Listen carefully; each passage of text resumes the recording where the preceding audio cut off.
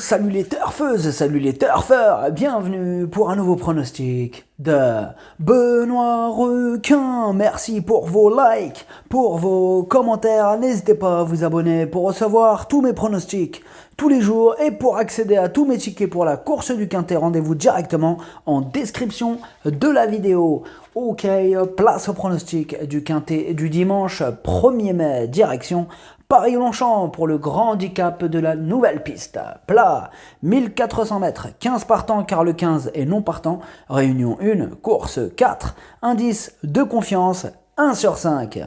Petit retour sur le Quintet à l'envers du samedi 30 avril. Les troubles fêtes ont pris d'assaut ce Quintet. Ok, c'est parti, on commence le pronostic et on commence avec le numéro 1, We Ride the World. Et on écoute Patrice Cotier. We Ride the World est extra en ce moment, il va retrouver un hippodrome qu'il affectionne et à cette valeur, il demeure compétitif pour les premières places. Maintenant, il faudra bénéficier d'un bon déroulement de course car il doit s'élancer tout le temps dehors. Et oui, c'est vrai qu'il doit s'élancer tout le temps dehors, mais moi il me plaît bien quand même, malgré ce numéro peu enviable. Sur cette distance des 1400 mètres, bon, évidemment, ça compte quand même le numéro. Bon, maintenant, je l'ai mis en 4e position, il me plaît bien ce numéro 1. On passe au numéro 2, Élusive Foot, et on écoute Jérôme Régnier. Oh, la feuille qui se barre, attendez.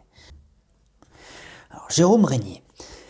Élusive Foot s'était très bien défendu dans des courses à conditions, mais un peu limite au niveau supérieur. Je le ramène dans un handicap où à cette valeur, sa marge est minime. Maintenant, il connaît parfaitement le parcours et il a les moyens d'aller très loin. J'en attends tout de même une bonne performance. Eh bien, ce numéro 2, je l'aime beaucoup. Je l'ai mis en 2e position. Il sera peut-être même le favori de la course. Donc, en tout cas, il aura une toute petite cote, ça c'est sûr. On passe au numéro 3, Roc Blanc, et on écoute Romain Ledrenne d'Oleuse. Roc Blanc n'a pas recouru depuis un moment, car j'ai attendu cette épreuve qui est un très bon engagement pour ce concurrent qui évolue entre deux catégories, étant un peu en dessous des listes de race. Il adore le tracé de Longchamp et le bon terrain. À l'issue d'un bon parcours, je compte sur lui. Eh bien, ce numéro 3, je l'ai mis en 3e position, il me plaît bien aussi. On passe au numéro 4, Simply Striking, et on écoute Mauricio Delcher Sanchez. Simply Striking avait tendance à mal s'élancer l'an passé, ce qui est défavorable dans ce genre de course, et ces derniers temps, il montre un bon visage. Dès lors, je le ramène dans un gros handicap avec une valeur où il demeure compétitif. Il connaît le parcours et j'en attends un bon comportement. Cependant, il aura le désavantage de s'élancer à l'extérieur. Eh bien, ce numéro 4 aussi, je l'ai retenu. Bon, je l'ai mis en bout de combinaison, mais quand même, je l'ai retenu. On passe au numéro 5, Crowdfunding. Et on écoute Mauricio Delcher Sanchez. Ils ont tous des noms à l'américaine. Crowdfunding est un poulain qui a montré de belles disponibilités depuis le début de sa carrière. Ses dernières tentatives sont bonnes et bien qu'ayant une grosse valeur, je le ramène dans un handicap car sa forme est toujours au beau fixe. Je le crois en mesure de très bien courir. Et bien ce numéro 5 aussi, je l'ai retenu en bout de combinaison. On passe au numéro 6, Silver Quartz, et on écoute Francis-Henri Graffard. Silver Quartz est en pleine forme et a impérativement besoin de bon terrain pour pleinement s'exprimer.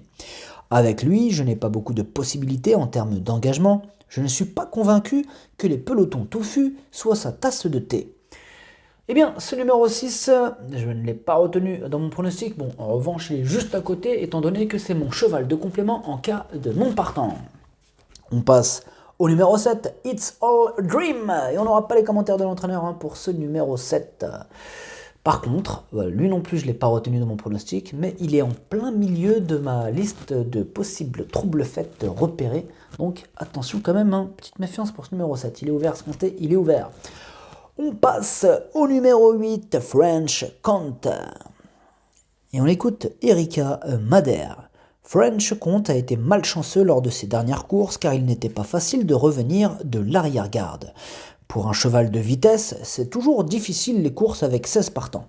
Il est en bonne forme et j'espère qu'il luttera activement dans l'emballage final. Il n'aime pas les terrains lourds et sera donc dans son élément dimanche. Il est mon préféré dans l'écurie.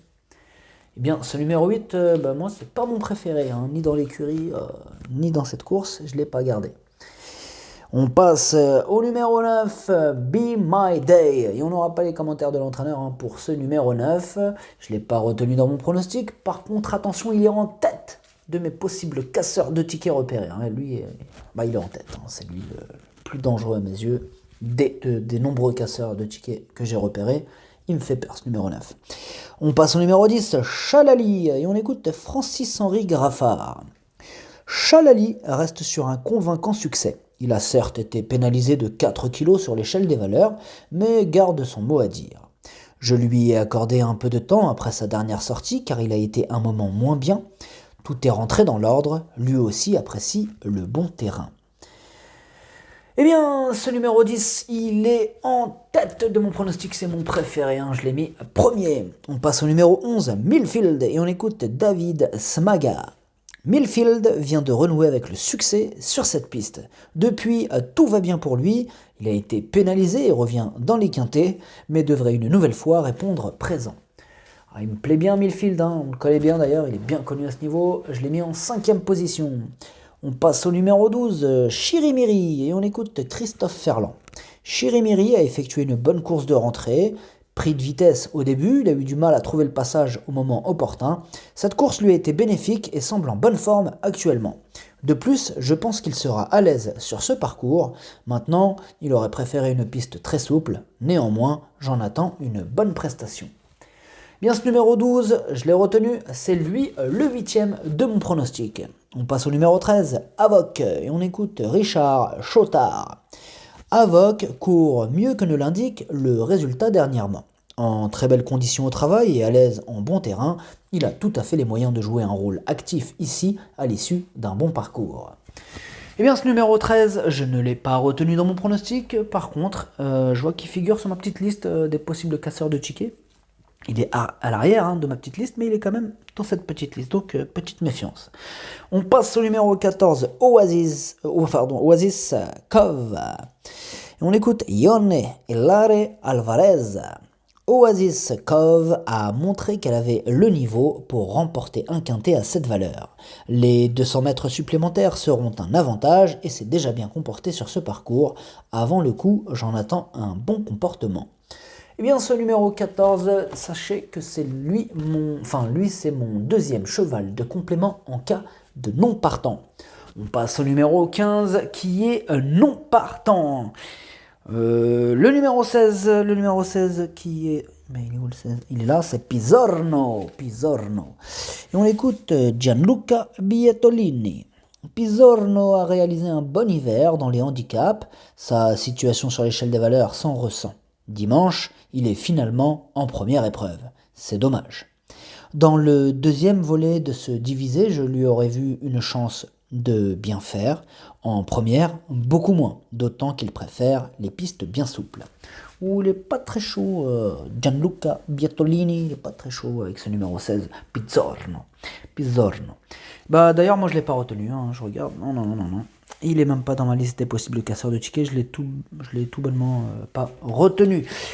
Le pronostic, ça donne 10, 2, 3, As, 11, 4, 5. Merci d'avoir suivi cette vidéo. N'hésitez pas à vous abonner pour recevoir tous mes pronostics tous les jours. Et pour accéder à tous mes tickets pour la course du Quintet, rendez-vous directement en description de la vidéo. À jouer avec modération. Bonne chance.